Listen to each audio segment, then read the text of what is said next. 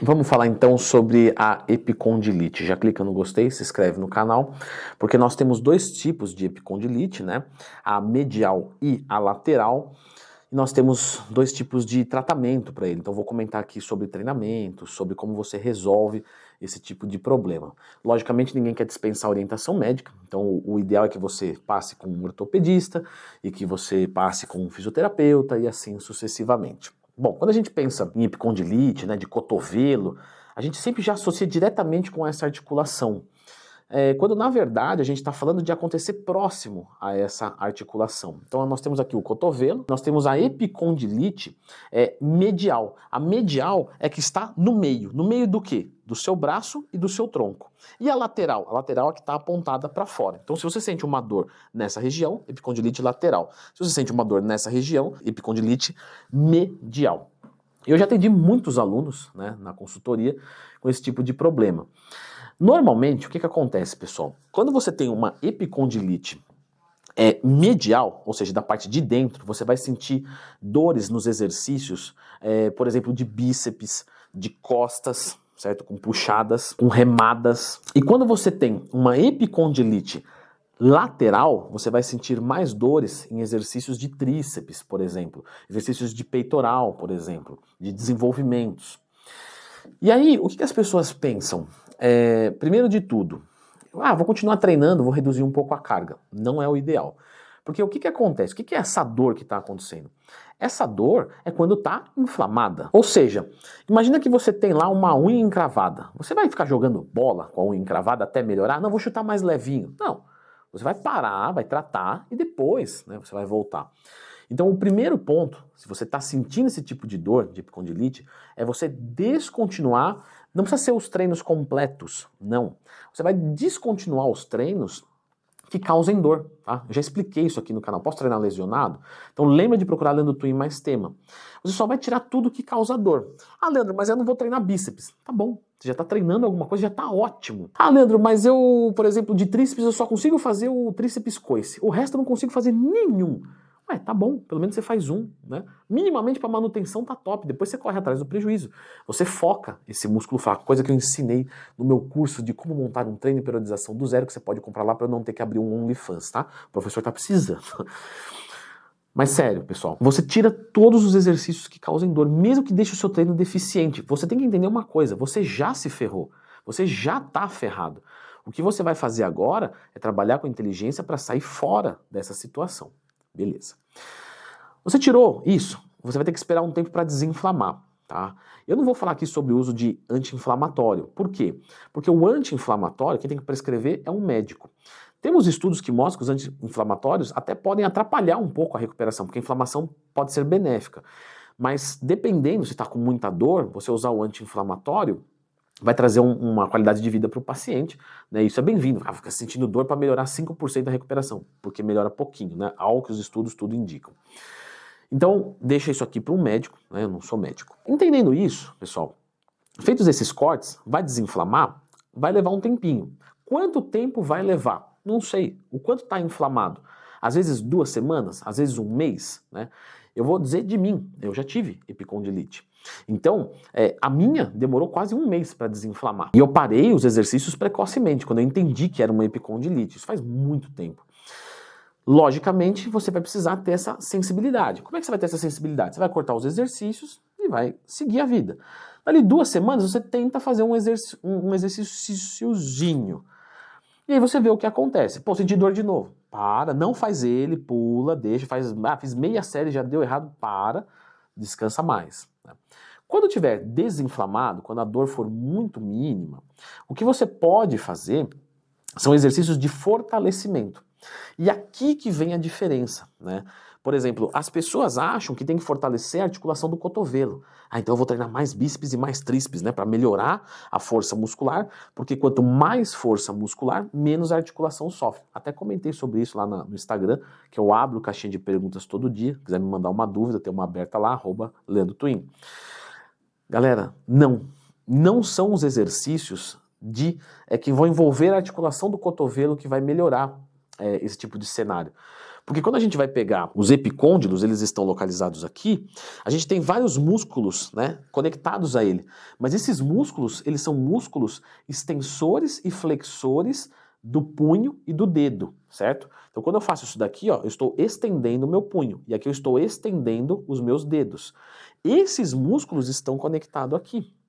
E aí, lembra do que eu falei, que nós temos dois tipos de epicondilite? A medial e a lateral? Quando eu estou falando da epicondilite medial, aqui está na parte de dentro do meu cotovelo, eu estou falando de flexores de punho e flexores de dedo. Então eu vou sentir mais essa dor em exercícios que envolvem as flexões. Como que eu vou fazer para melhorar isso? Eu preciso fortalecer essa musculatura. Então eu não vou fazer bíceps e tríceps, não. O bíceps e tríceps, hoje que você progrediu a sua carga, está começando a gerar dor. Né? No caso do bíceps, a dor medial, no caso do tríceps, a dor lateral, entre outros exercícios, como eu já comentei aqui no vídeo. Mas o fortalecimento será feito com exercícios de antebraço. Galera, eu trabalho com consultoria há muito tempo. E eu acho incrível, porque eu pego vários alunos novos, e vários alunos novos nunca treinaram antebraço na vida. E quando às vezes você é pequeno, tudo bem, né? Só que quando você vai ficando mais forte, maior, esse tipo de gargalo começa a gerar dor, começa a gerar lesão. Tem várias pessoas que não treinam antebraço, só que elas trabalham com digitação, né? Digitação é extensão de dedo constante. Às vezes seu punho fica sob tensão. Você pode ter um problema de epicondilite medial, desculpa, lateral. Então, você precisa fazer fortalecimento. Tá? Como que seria esse fortalecimento? Seria ali você fazer 2, 3 vezes por semana exercícios de força, resistência e flexibilidade para os extensores e flexores de punho e de dedo. Então, por exemplo, vou falar aqui uma besteira, tá? Isso aqui não é prescrição de treino, mas se você, por exemplo, for fazer uma extensão de punho, vamos supor, 3 de 15, beleza. Aí vou fazer uma flexão de punho, 3 de 15. Aí eu vou fazer um exercício de alongamento, ó, 3 de 20 segundos, tudo que dá. Deu 20 segundos, para, descansa um pouquinho, volta de novo. Leandro, não posso fazer uma série de 60 segundos?